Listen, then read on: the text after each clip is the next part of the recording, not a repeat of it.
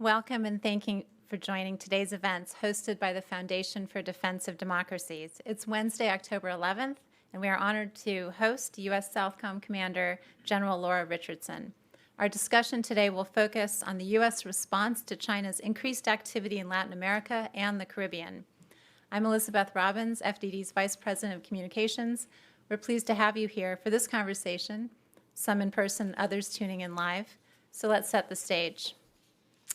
The People's Republic of China is undertaking a massive military buildup and wielding its growing might to expand its military access abroad.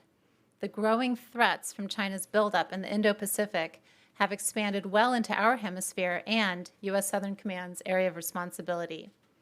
SOUTHCOM is one of the Pentagon's 6 geographic commands and is responsible for U.S. contingency planning, operations, and security cooperations in Central America, South America, and the Caribbean. General Richardson brings to her command more than 37 years of service as a leader, soldier, aviator, and combat veteran who has commanded from the company to theater army level. A few highlights of her career to date include command of an assault helicopter battalion in Iraq, service as military aide to the Vice President, and leadership of the Army component of U.S. Northern Command. Moderating today's discussion is my friend and colleague, Bradley Bowman, the Senior Director of FDD's Center on Military and Political Power. Before coming to FDD, he served as National Security Advisor to members of the Senate Armed Services and Foreign Relations Committees, and nearly 9 years in the U.S. Senate, including 6 years as the top defense advisor to Senator Kelly Ayotte. He also served as National Security Advisor to Senator Todd Young and worked as a Council on Foreign Relations International Affairs Fellow on the Senate Foreign Relations Committee. Previously, Brad served on active duty as an Army officer, Black Hawk pilot, and assistant professor at West Point. Before we dive in, just a few words about FDD. For more than 20 years, FDD has operated as a fiercely independent, nonpartisan research institute exclusively focused on national security and foreign policy. As a point of pride and principle, we do not accept foreign government funding. For more on our work, please visit our website, fdd.org, and follow us on Twitter @FDD, or shall we say X. With that, I welcome what will be a fascinating discussion on a timely topic. Over to you, Bradley. Great. All right. Thank you, Beth. Thank you so much for the introduction. General Richardson, welcome back to FDD. It's so great to have you here. It seems like just yesterday in December when we were doing the podcast, time flies, and then just yesterday when I think we first met when you were a colonel leading Army Senate liaison. So it's a lot of water under the bridge since then, but it's so good to have you back. Thank you for making time. Really appreciate it. Before we move on to the topic at hand, I just want to make a quick comment about the horrific terror attack on Israel that's been consuming a lot of attention of folks here in recent days. Our thoughts are with the victims of that barbaric act perpetrated by Hamas. For those who are here or watching online, I just want to flag that FDD has been publishing a lot of analysis on what happened, the strategic context, and how the U.S. should respond. In fact, since Saturday, just Saturday, we've published more than 26 pieces of analysis just since Saturday on what's happened with Hamas and the strategic context.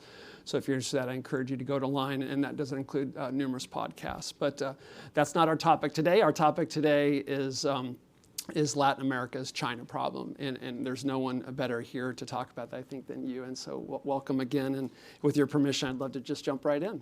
So for Americans busy with their lives who aren't as focused on the region as you are, I'd love to hear your thoughts on why you think Americans should care about what happens in U.S. Southern Command's area of responsibility. Well, thank you for that, Brad, and thank you for having me here today to be able to speak about this very important region. And certainly when we talk about why should America be concerned about what's happening in our region, and you say America because we're part of the Americas. Yeah. And the Western Hemisphere. This is our homeland. So we live in America, but we are part of the Americas. And I think just the proximity matters. And I like to refer to the Western Hemisphere as our neighborhood. I know that doesn't resonate with everybody, but when I talk about neighbors, as part of the Americas, we are all neighbors. And neighbors take care of each other. And we have 28 like-minded democracies in this hemisphere. and we work together on a daily basis. And we have a lot of strategic competition going on in the region, but you know, all of the things that make this hemisphere very rich, just family ties, the remittances that come back to countries from all of the family ties, our culture. We are neighbors. We have a history with our neighbors. We have fought together in war with Colombia and also with Brazil. And so we have a very deep, rich culture with this hemisphere. And so as I travel around and meet with leaders and just see the concern in their eyes from our 28 like-minded democracies as we work, you acknowledge the horrific attacks, and my condolences go out as well to those who lost their lives and the families that are reeling from this. And we still have people that are in danger. But rich in resources. And so what I worry about is the extraction of research from these reserves of heavy crude oil, light, sweet crude that was discovered off the shores of Guyana, the largest growing economy. 25% GDP is anticipated for Guyana over the next 5 years. You have 60% of the world's lithium in the lithium triangle, Argentina, Bolivia, Chile. And copper, gold. You have a lot of transnational criminal organization activity. They've become more powerful. They've diversified their portfolio. It's not just countering or drug trafficking now. It's also humans, as we see with this irregular migration that's happening in the hemisphere, illegal mining, gold, copper, illegal logging, deforestation, the illegal, unregulated, unreported fishing, the money laundering in the region, cleaning the money to be able to support that over $300 billion annual revenue business. We have the Amazon. We just had the Amazonian leaders meet together a couple of months ago. And the 8 leaders that have the Amazon in their countries, very concerned about the biodiversity, very concerned about the illegal logging, the deforestation that's happening. It's known as the lungs of the world. The Amazon isn't just a place where we talk about it. You know, I've actually been to the Amazon. I can say that now, having been in this job and seeing how important it is. But when you think of lungs of the world and what the Amazon does for our globe, the damage that's being done to it, it was important enough for those presidents, all 8 of them, to get together a couple of months ago in Brazil to talk about and discuss a way forward on how to protect the Amazon. So the resources are so rich. And when you look at the strategic competition globally, but then also in this hemisphere, you want to make sure that things aren't, adversaries and strategic competitors aren't trying to go there for nefarious reasons to extract. This hemisphere has the potential to feed and fuel the world. I say that again, to feed and fuel the world. We used to talk about that in the 2014 timeframe, and we haven't really talked about it since. But when you talk about the agriculture and the fisheries, by 2028, Latin America will have 25% of the agriculture and fisheries in the globe. You know, who knew?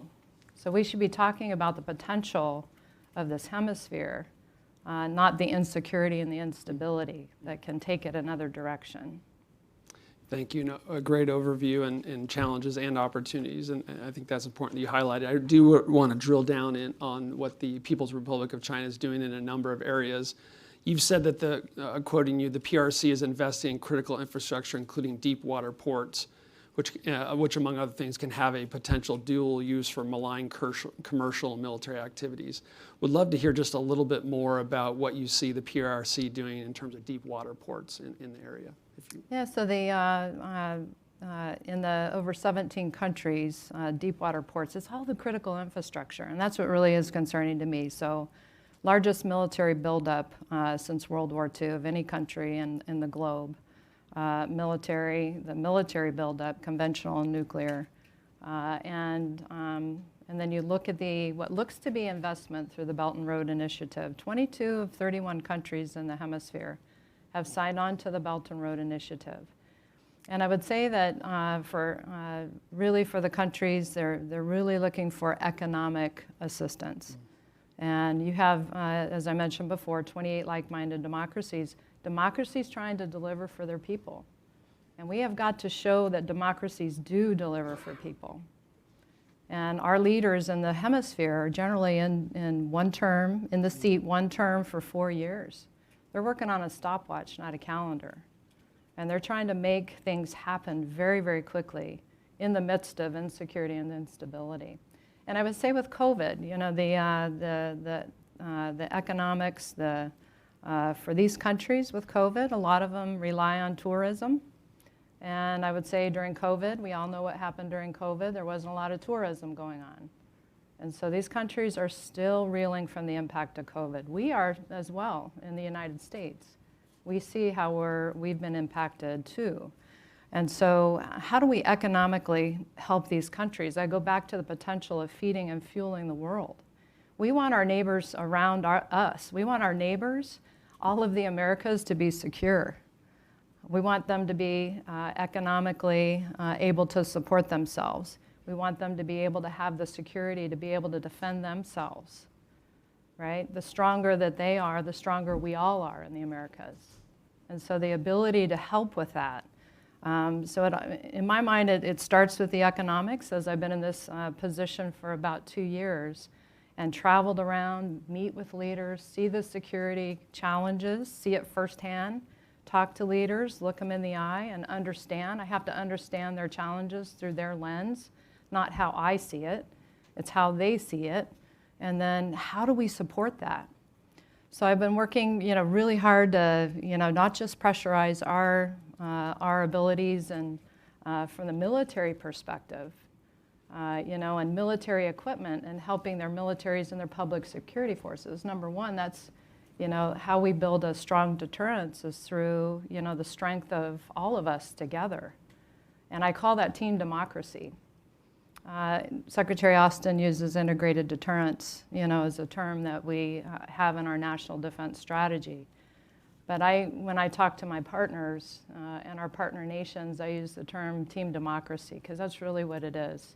It's an integrated team that works together for like-minded goals to promote democracy and the security of the region.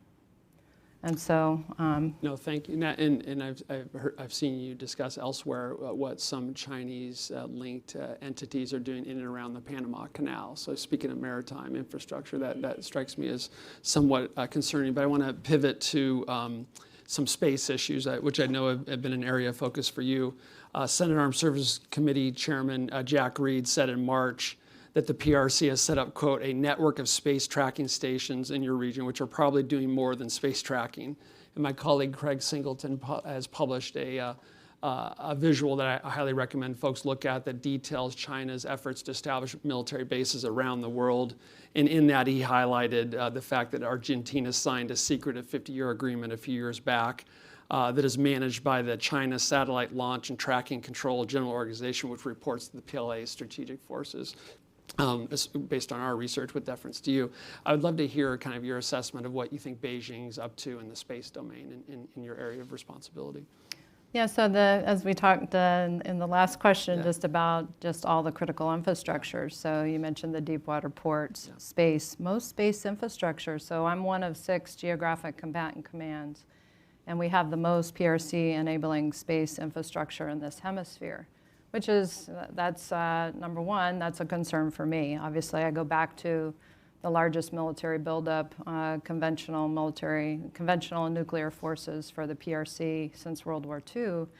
But again, what I worry about is looks to be as part of the Belt and Road Initiative, and then all of the investment, it looks to be investment in the critical infrastructure. But then being able to use it for dual use. So it looks to be these are state-owned enterprises controlled by the government, a communist government, by the way, doesn't respect the human rights of their own people, and they won't respect the human rights of the countries that they're working with. And so in Argentina, the PRC has 3 deep space stations. 2 are in mainland China. The other one is in Neuquén, Argentina. 50-year lease, as you said. They don't have daily access to that facility, the Argentines. And so that's when you look at the space enabling infrastructure, the telemetry and tracking, what we call TT&C sites, the SOCI sites, which are the space object surveillance sites, tracking of their satellites for the PRC, but then also the ability to track U.S. satellites, partner nation satellites as well, and possibly be used for targeting of those satellites eventually. So that's a concern. That is. You've been talking about this for a while, and some of these installations have been there for a few years. You've traveled extensively throughout the region and met with who knows how many leaders. When you raise these concerns about PRC activities where there's clearly either currently a military component or potentially a military component, and express our concerns, what kind of responses are you getting? Do they understand that China's often leading with what seems like a civil or commercial guise, but behind it there's real military equities? Do they get that? And what kind of responses are you getting from the leaders there? I think thank you for that question. I think the eyes wide open that as we go along and we see a history, Latin America isn't the first. Latin America and the Caribbean aren't the first to have Belt and Road Initiative and Chinese projects and things like that. We've seen that across the globe. Yeah. And but I think what we have seen is now a track record by the PRC that is not with the projects, design flaws, cost overruns, of course the debt traps. Yes. Now leaders, as one president told me from the region, former president, he said when you need a rope and someone throws you the rope, yeah. You don't necessarily look to who's throwing you the rope, right. And ask questions later. Yeah. And so again, the security challenges are here and now, and we've got to be able to deliver, help our 28 like-minded democracies counter all of the insecurity and instability that is happening from the transnational criminal organizations. I look at them as plowing the ground and creating that insecurity and instability, which then allows the PRC to come in with the Belt and Road Initiative or with projects. We have 4 other countries that aren't signatories on the BRI, but that do have projects by the PRC that are happening in their countries because they need to show progress. Yes. And so in terms of trying to bring Team USA together, I think that the PRC, through the Belt and Road Initiative, bring their instruments of national power. They're able to do this through that guise. That economic guise, which looks, to help on the economic side of the house, which our countries desperately need. But then when you get into these the projects, the cost overruns, the design flaws, some have ended up in environmental hazards. The dam as well. That's right, yeah. In Ecuador, and we've been able to bring the Corps of Engineers in to be able to help fix that project. But leaders are more wide open. They say it's only for economics. It's only not on our defense side. Right. It's on the domestic right. side. We're keeping, right. I've heard that around as I look at Europe and even Middle East and other regions. It's like, oh, it's just commercial. It's just civilians. Well, have you read the PRC's military-civil fusion doctrine? It's an explicit doctrine by which they're telling us what they're doing. They're leading with a commercial front for the purpose of creating national champion Chinese companies to put our companies out of business and siphon technology to the People's Liberation Army, which will be used against U.S. and other forces in the Taiwan Strait. Right. So, it's quite explicit. So, when in doubt, just read what they're saying, I would say. Anyway, but. So as we do that, so how do we do the same thing with Team USA and Team Democracy? How do we bring the instruments of national power to Team USA in a coherent fashion that saturates? We're already doing so many things. When you talk about the economic front, we have so many U.S. companies that are already working in the hemisphere. They're on the ground. They hire local workers. The Chinese don't do that with Belt and Road Initiative. I mean, number one, you don't even, when I say extract, when you don't hire local workers to work on your projects, or you bring in your own folks, outsourcing your own, problem with employing people, your unemployment problem. Number one, I mean, just look there. But we've got to bring that. I use the simple term DIME, diplomats, informational, military, and economics, your instruments of national power. We already have a very good working relationship with all of our Team USA embassies in the region. I host an annual Chief of Mission conference. I have a former ambassador that is on my staff. She's the civilian deputy of the commander. We've had that for over a decade, having a civilian deputy.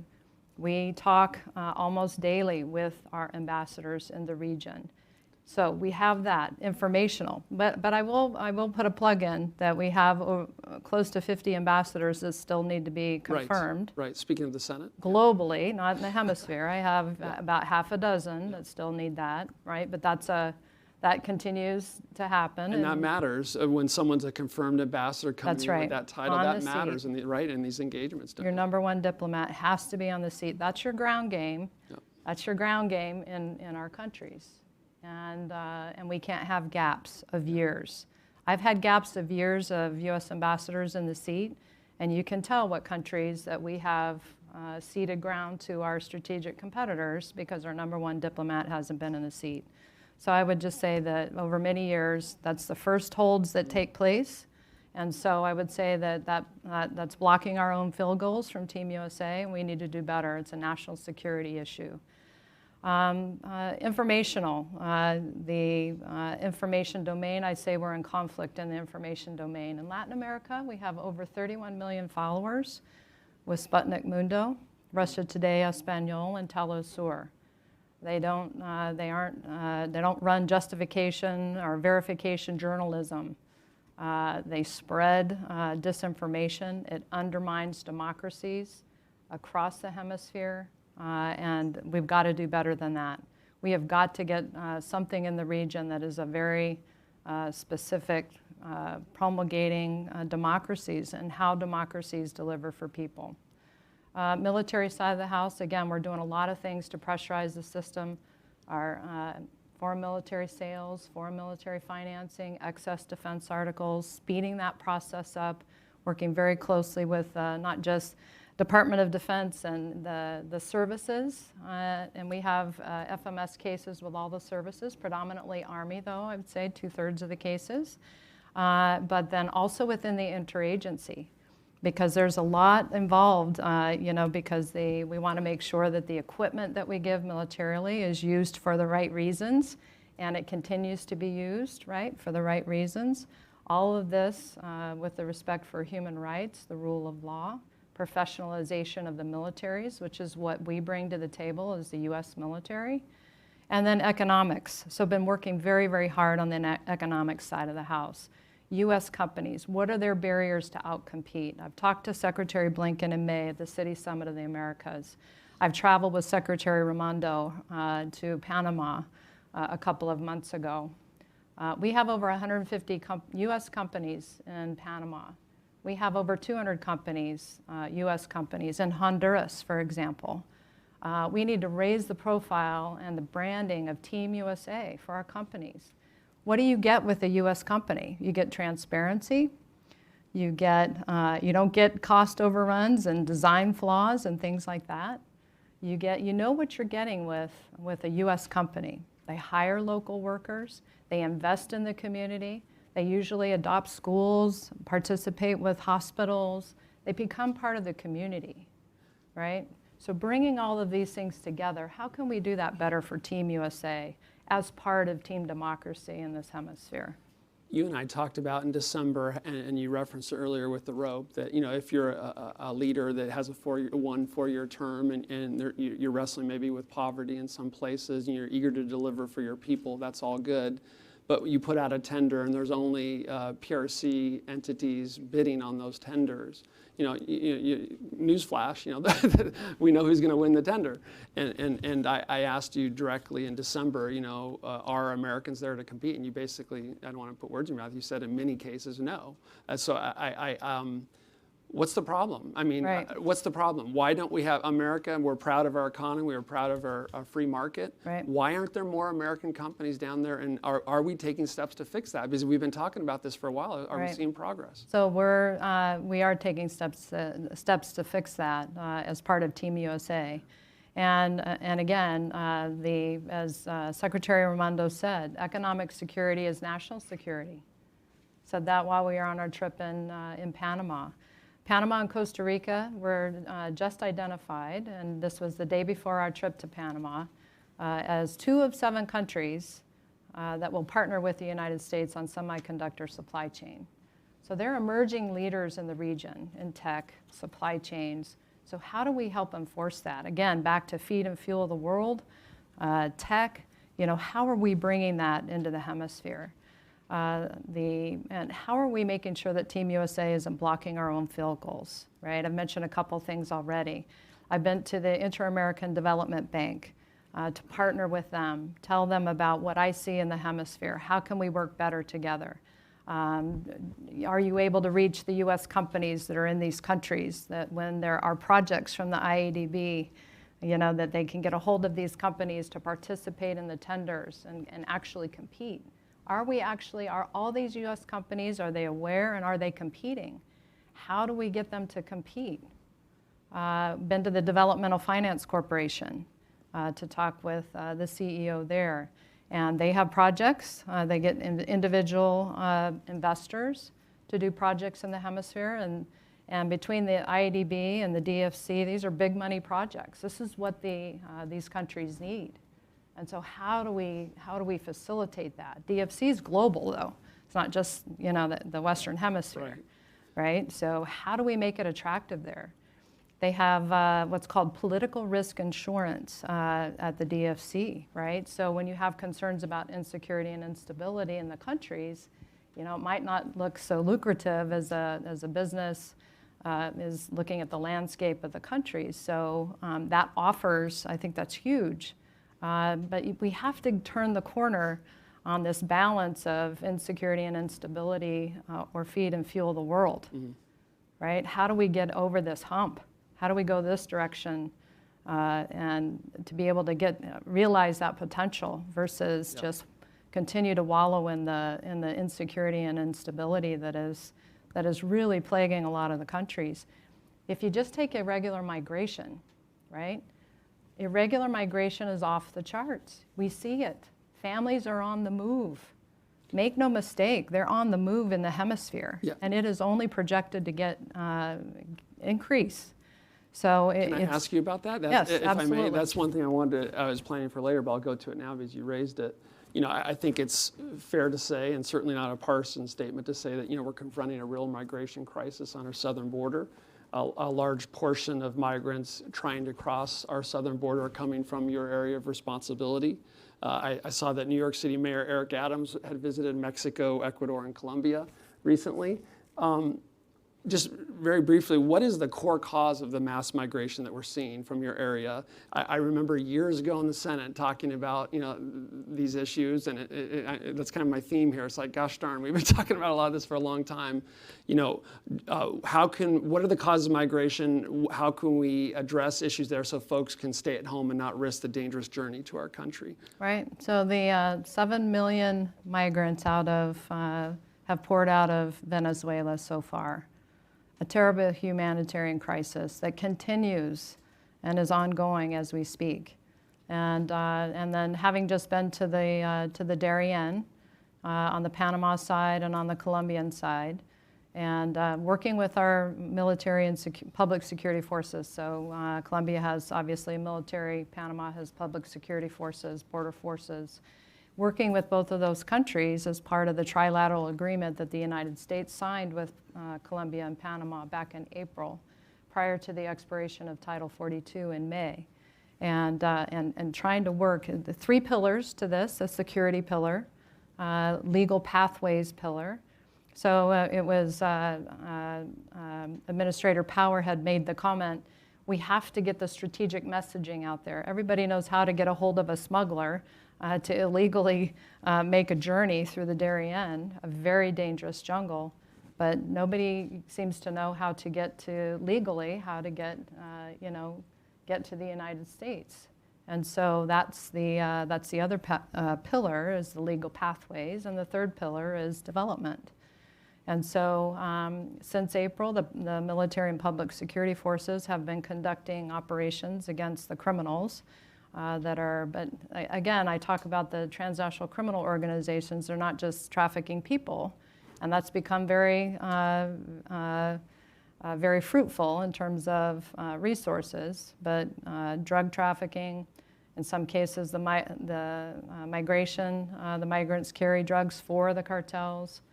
They're able to go after them, but what I think what's a really important point is that a lot of these countries don't have laws and authorities for the military and the public security forces to reduce the flow of migration or stop it.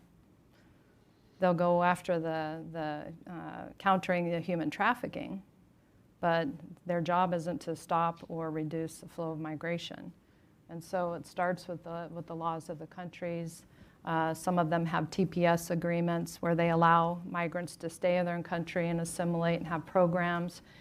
But as I mentioned at the beginning of this, they're already reeling from COVID and the economic impacts of that.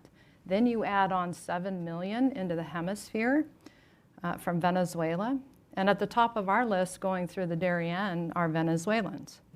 I've been to the migrant shelters there on both Colombia and the Panama side, and their families, little kids, babies with their parents that are making this treacherous journey.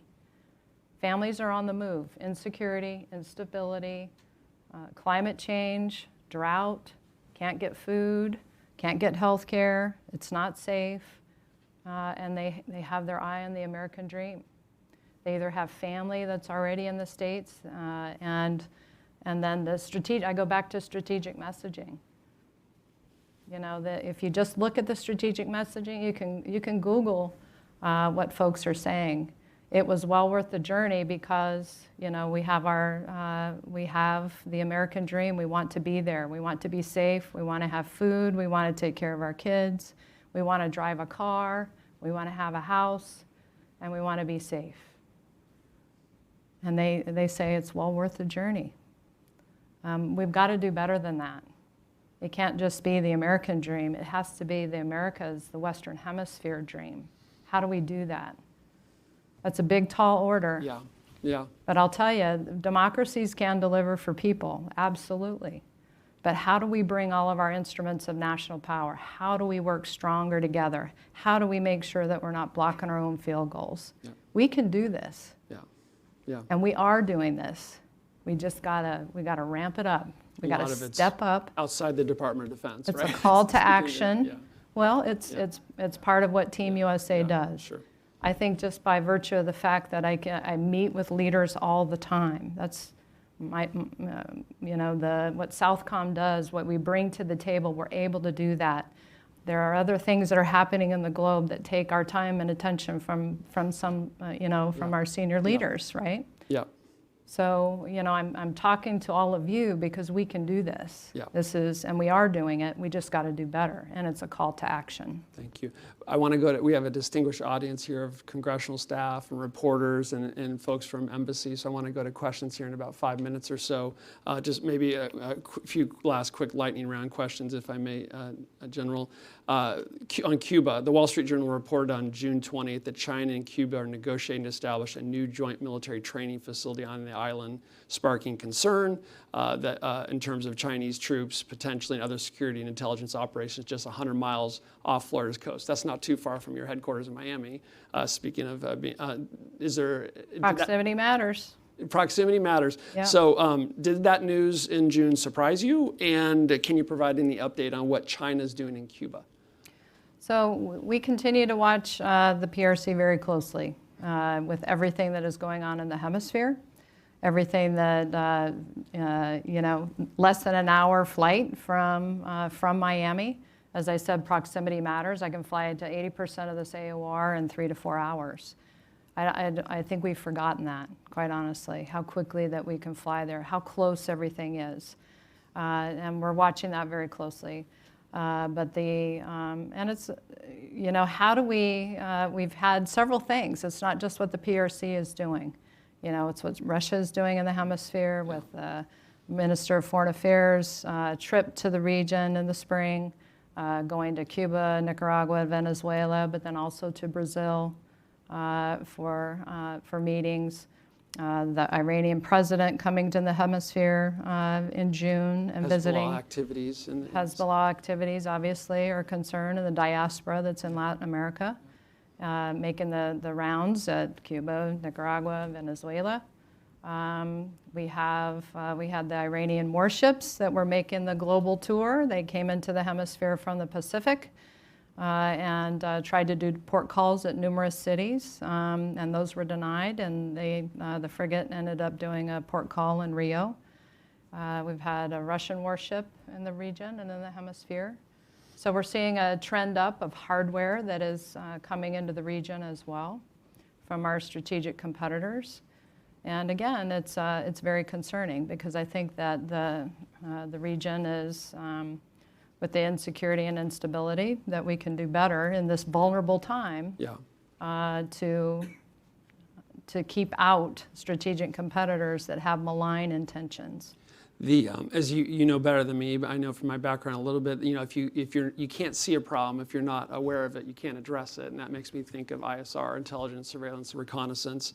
You testified in open session in March that SOUTHCOM gets about 2% of the Department of Defense's ISR, and that meets only about 17% of your requirements for ISR, intelligence, surveillance. Are those numbers still accurate?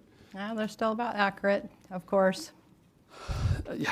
Right. And again, we're not, the SOUTHCOM is not, there are things taking the resources, and there's a finite amount of resources. No, so. I get it, and I have argued that, Indo-Pacific is a priority, and we have important interests in EUCOM and CENTCOM, and the essence of strategy is coordinating ends and means and making tough decisions and allocating finite resources and mitigating risk. I get it. Right. That's the essence of strategy, but it's also important, I think, for Americans and the representatives in Congress to understand how we could better protect our interests with just a little bit more, and that's where I'd love to go now. In your response to Senator King in March, you said, quote, "We believe that we are getting after about 10% of what we know is the known flow of narcotics flow." So I just want to be clear, we have members of congressional staff here and others listening in. Are you essentially saying that out of every 10 drug shipments you can see, we only have the means to interdict one? So 9 of 10 are getting through that we see? So in terms of the resources that I get for SOUTHCOM and for counter-narcotics, we do the detection and monitoring mission, and then hand that information over to law enforcement or to the Coast Guard for the finish. And with the resources we have, we utilize those very, very specifically and to the best of our ability, which is the most that we can get out of that. Can we do more if we had additional resources? Yes, we could do more. But yes, we anticipate, and the analysis that we've done is we're able to get after with the resources we have about 10% of what we know is the cocaine flow, which is the issue I have in the hemisphere. Not fentanyl yet. I give a caveat there because that can change, but with the known drug flow, so cocaine and marijuana. So just a few more interdiction assets could make a big difference. But I would say with to go back to your point about ISR, Brad, is so we look for innovative ways. I advertise this region as a test bed of innovation, a laboratory test bed for the services to utilize. We have an exercise that my Navy component, I have a component from every one of the services, including Special Operations Command South, so SOC South. I have 3 joint task forces. I have JIATF South, Joint Interagency Task Force South, which does the detection and monitoring for illicit drug activity coming to the United States. That's based out of Key West, Florida. I have JTF Guantanamo Bay. I still have the law of war detainees that I'm responsible for. and also JTF Bravo, Joint Task Force Bravo, and Sotocana, Honduras. And so with those, and those are just headquarters, we don't get a lot of assigned and allocated forces, so I advertise, what services bring, they've got a lot of testing they need to do, always looking for ways to innovate, technology. I was here speaking yesterday at the Army's Convention, AUSA, bringing the joint flavor to the joint force, right, to the Army's Convention. We will also go to the Air Force Convention, but again, to get the word out. Again, my Navy component is conducting an exercise where we're layering in 20 different technologies, new technologies that they're going to test for the vendors as part of this Flex Week that we're doing. Secretary of the Navy has taken Task Force 59, which is the unmanned hybrid fleet out in the Middle East, and replicated that now in the hemisphere, helping with domain awareness. That's what we all struggle with, right, is this vast area. When you take the Caribbean, Central America, and South America, it's huge in all the waters, right? If I just talk about illegal, unregulated, unreported fishing, on any given day, and there are many countries that participate in that, but the predominant violator of that is the PRC. I will have anywhere from 250 to 642, which was the high, deep water fishing vessels raiding the fish in my AOR. They hang out on the other side, on the other side of the EEZs for the countries. They follow the fishing migration patterns. Right? And then they'll turn the tracking system off, the AIS, and go inside of the EEZs and continue to raid the fish. And these are big vessels. These aren't little fishing boats. New York Times did an article on the PRC's deep water fishing fleet. You can see the big pictures of these big vessels in the region, but that's just one of many examples. Well, thank you. I wish we had more time, but I would have loved to talk about Chinese arms sales in the region, how a lot of folks in the region are sending military folks and civilians to China for training, and then also PRC safe cities, but we'll have to save those for another day. So let's go to questions. Please wait for the microphone, and please identify yourself and ask a question in the form of a question, if you wouldn't mind. Right here, please. Thank you. General, I'm Dmitry Sevastopoulos, the U.S.-China correspondent at the Financial Times. You said about the space station in Argentina that China doesn't have daily access. Can you explain a little bit more? What do they have access to? How are they working with the Argentinians? And how important? Not China. Argentina doesn't have daily. Argentina doesn't. Oh, Argentina. Yeah. Argentina. The country hosting it doesn't know necessarily what's going on there. Right. Sorry, my point. They can make an appointment and go through. Shuffle all the papers, put them away before they show up.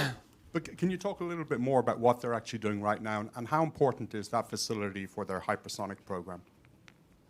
So I would say again, I go back to what I said originally, 3 deep space stations that the Chinese have, 2 in mainland China and 1 in Argentina.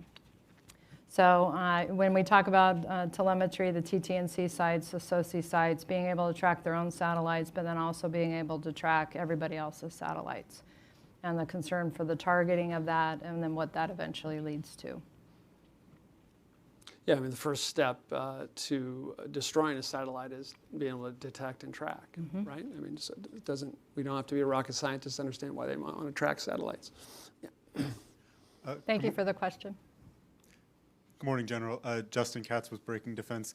Yesterday during AUSA, one of your officers during the Warriors Corner briefly discussed that SOUTHCOM was considering a heavy airlift unit, kind of loosely based off a multinational one in EUCOM. I was wondering if you could discuss a little bit of what's driving the need for heavy airlift in your AOR right now, and why. I mean, heavy airlift is always useful, obviously, but why right now?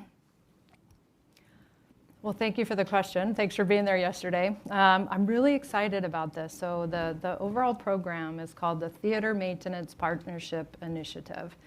And so as we, going back to being responsible and accountable, that we, through our foreign military sales program, FMF, EDA, excess defense articles, and then when they go to countries, making sure that they're being used for the purposes that they were intended, because we have a very rigorous process on Team USA's side of the house, and that equipment, and that is tracked very closely by us, by Congress. And so we want to always make sure. But to get back to that, maintenance is hard. So it's not an airlift wing. We have, let me ask you this question. How many C-130s in the hemisphere do we have by our partner nations? We've got over 50. And so if we can bring them up to a NATO standard, right, have the maintenance, the certifications that meet the NATO standard, and then being able to have airlift. We had some countries, for example, the Haiti earthquake a couple of years ago in 2021. There were some countries that were wanted to participate in that recovery effort, but couldn't get there. And we weren't able to fly them from Team USA, but they had forces on the ground. They were ready. They had the equipment. They were ready to go, and they couldn't get there. But in an airlift wing, right, if we pooled together our resources, none of us have the resources together, but again, I go back to team democracy. This fits right in line with, how do we not just have individual countries doing internal things, but how do you bring that forward for the betterment of the hemisphere and partner nations working together? So the Theater Maintenance Partnership Initiative, it will have 9 centers of excellence. We will go through the centers of education that are already established in some of our countries. And we started with the first 3, 2 in Colombia, 1 in Jamaica. And we go to, for example, in Jamaica's military academy, and we propose this to them. I mean, they don't, if they want to do it and be a part of it. And then they can train and export that capability to the other countries in the region. Colombia, for example, I'm a helicopter pilot. When I went to flight school at Fort Rucker, Alabama, the Spanish-speaking countries came to Fort Rucker for flight school.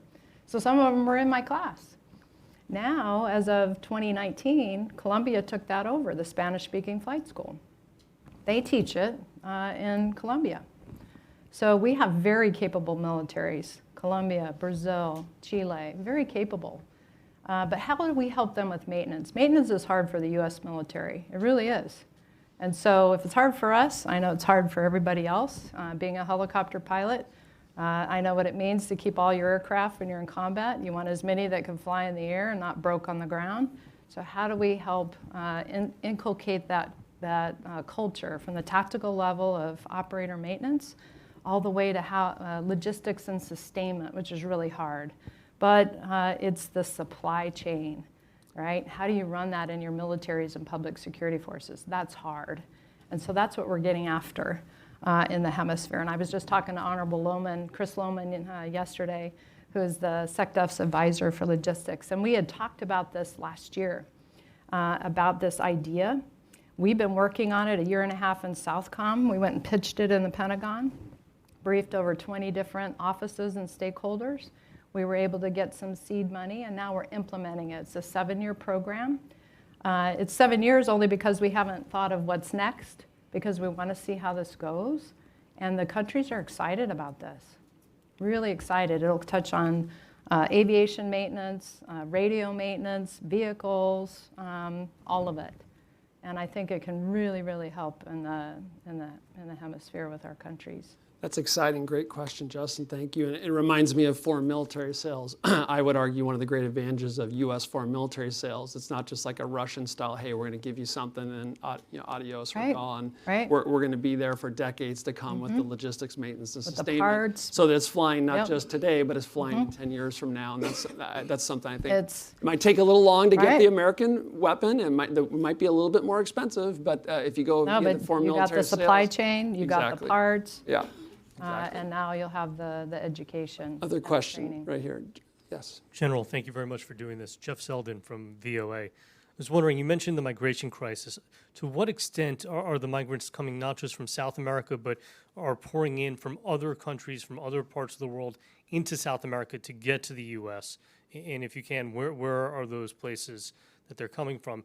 And then also with the concerns about what's going on right now in the Middle East, Israel at war with Hamas after the terror attacks, what are you seeing in this hemisphere from Iranian contacts, Iranian proxies, Hezbollah in the region? Right, so obviously watching very, very closely. And in terms of the working with our partner nations, obviously they're concerned too. And they're watching very closely. I would say that, just this, our Team Democracy Network is very, very much alive and well and working with each other, sharing of information. Again, we go back and forth on we talk about the lack of ISR, but we focus a lot on not just trying to continue to get ISR and complain about not having what we need or we need more, but looking for non-traditional ways of getting ISR and how do we get information, how we utilize AI and ML. And we have a couple of programs that we do that with unclassified information, open source information that's out there, but using AI and ML to put that all together to help us understand better what's happening in the hemisphere. And then also being able to share information through our sharing agreements that we have with our partner nations of what's happening in the hemisphere. So we're watching very closely. But in terms of indicators and things like that right now, as a result, immediate result of the attacks that have taken place, I think we've seen the condemnations that have come from the region regarding the attacks. And we will continue to be very poised and watching the environment very, very closely. It's a great question, Jeff. Thank you. With given Hezbollah's activity in the region, I would just, you don't have to respond, General, if you don't want to, but not being able to secure our southern border not only has implications for drugs and other things, but you could imagine those same networks could be used by terrorist organizations to infiltrate people into our country who wish us ill. So this isn't just a drug issue. I would say it's a national security issue myself. Okay, other questions? Yes, thank you, General, for being here. I'm Michael Martina with Reuters. I wanted to ask again about the Panama Canal situation. In the context that Panama has sovereignty over the canal, what does the operation by Chinese companies, Chinese state-owned companies, of the ports on those canals, from your perspective, strategically allow or could allow China to do in the event of a crisis? Maybe you could spell that out for us. What is the threat there? Yeah, so just in terms of just rolling the tape back a few years, in terms of the countries in the region, we have, as I mentioned before, 22 of 31 that have signed on to the Belt and Road Initiative. Panama signed on, and in 2017 signed 47 bilateral agreements with the Chinese. But I would say this, in terms of the work that we have been able to do, I'll go back to our instruments of national power, not having our #1 diplomat in the seat for 5 years in Panama. Put Team USA behind the power curve as well. And so again, I can't stress, our #1 diplomat makes a difference. That's our ground game. The leader of our ground game for Team Democracy and Team USA is our #1 diplomat in the seat. Ambassador Mary Carmen Aponte is in there as the ambassador. She got there end of November last year. And she has made she's covered a lot of great ground, but we lost some. But the current administration that we're working very closely with, we have a very good relationship. Probably 50% of the projects that were planned and or started on both sides of the Panama Canal and on both ends have been halted, either due to cost overruns, design flaws, those sorts of things. But there are still 5 state-owned enterprises from the PRC that are along each side of the canal. And that is a concern for the Panama Canal Authority. And how do they maintain being independent and not being concerned about cyber intrusion, being concerned about a lot of different things for the canal. And so they have a board of directors and they watch that very closely. They work that very closely. That is very important for the global economy for the Panama Canal. And so it's all about relationships at the end of the day and how we work with our countries. And again, I go back to the significance of Panama and all of the state-owned enterprises. And my concern in terms of being able to use it for dual use, for military application very quickly. And that's what my concern is. So we have to work. We have to, work with very closely with our partner nations and with the leaders, and through our instruments of national power. Yeah. Didi Tong with the Associated Press. I have a question regarding the economics part. It's part of the dime, right? It's the last one, but still it's there. And then the U.S. cannot do this alone. And, you're talking about those projects, and you're talking about rope, they're not looking at who is doing the rope. But anyway, on some of the projects, China probably can be very competitive. And then the Chinese, they say, will come in to help with the local economy. Well, my question is, do you see any benefits of China's those kind of economic activities, in the area? And you were talking about, migration. You want to stabilize the economy, to grow the economy. Would that actually, you see some benefits, for the China to be there to help with the local economy, or even, do you see any kind of room even for the Americans, for the U.S. to work with China, right, on some economic issues there, for the better, some kind of outcome? Right. So I'm actually going to thank you for the question. I'm going to participate in the American Chamber of Commerce conference that's happening on the week of the 23rd and 24th. And so myself and Secretary Armando are going to speak at that event and talk to our U.S. companies about the importance of investing in the hemisphere. And then, when we were in Panama, we met with several companies for a meeting that were there and talked about their barriers to outcompete or what their challenges were. And so just bringing that time and attention. I'm also speaking to the Corps of Engineers. So, in SOUTHCOM, we, as part of Team Democracy, it's like scanning the whole area. Who can be part of Team Democracy? You want to be on Team Democracy, you're welcome to join. And what do you bring to the table? For example, 5G. 5G is another critical infrastructure. 24 countries in this hemisphere have 3G and 4G PRC technology. And then they get offered almost a zero cost upgrade to 5G. Maybe even a deep discount on that upgrade, I would imagine. Or a deep discount, which is, so how do you, I had one president, General Richardson, what do I tell my people? I'm getting offered almost a zero cost upgrade to 5G from PRC. What do I tell them? That you want me to choose another company, right, that is not the Chinese, and I'm going to have to pay for all of this infrastructure. And then I go down the list, right, of what our companies, and it's not any U.S. companies for the 5G, right? It's Nokia, it's Ericsson, it's Samsung. They're Western solutions, but part of Team Democracy solutions, right? So advertising, again, is Team Democracy. What can we bring to this hemisphere? How can we raise the profile of U.S. companies, of international companies? Because we all have standards. We all respect the rule of law, human rights. We don't have cost overruns. We don't have design flaws. We have proven what U.S. businesses and Western businesses bring to the table. How do we upgun that profile? So the leaders in the hemisphere see the investment that's happening. They don't see it. We don't talk about it. They don't see it. We got to talk about it more. And that's why I'm here talking to all of you today. Because I think that we can do it. We can do better. It's a call to action. And there's a lot of things going on in the hemisphere. It's just not being brought together to where leaders in the region can see it and our strategic competitors can see it. Thank you. Last question for me, and then we need to wrap up, but just a quick 30-second one, if I may. I'd feel remiss if I didn't ask it. What would be the negative impacts of a long-term continuing resolution on your command and its ability to conduct its mission if Congress doesn't pass new appropriation? It's just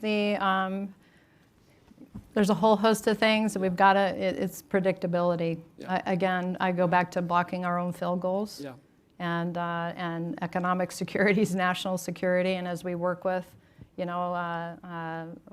terms of just Department of Defense, and as I tell the services, use SOUTHCOM AOR, we can plow the ground, and work on things and give you feedback, put it into our real world exercises, our real world missions, close to the homeland. You don't have to go far away.